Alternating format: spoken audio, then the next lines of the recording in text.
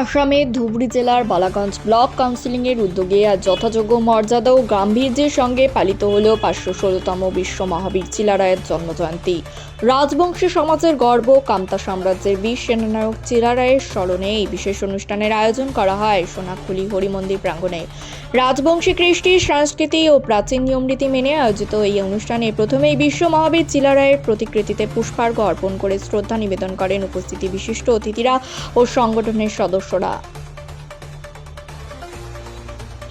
সমবেত কণ্ঠে ধ্বনিত হয় শ্রদ্ধা আর সম্মানের বার্তা।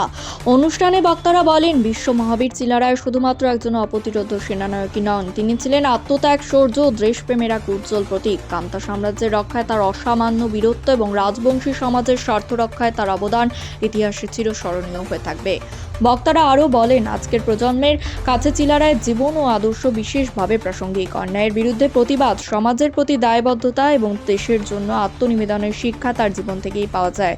এই অনুষ্ঠানে উপস্থিত ছিলেন Kamatapur state demand council central authentic affairs secretary Kamal Chandra Roy, Dhubri জেলা ভাইস প্রেসিডেন্ট দীপক রায়, জেলা assistant organising secretary Indrajit Roy, KSDC Balaganj block president Rohinikanta Roy, block secretary Nirendranath Roy এবং block women empowerment secretary Gouribala Roy সহ অনন্য বিশিষ্ট ব্যক্তিবর্গ।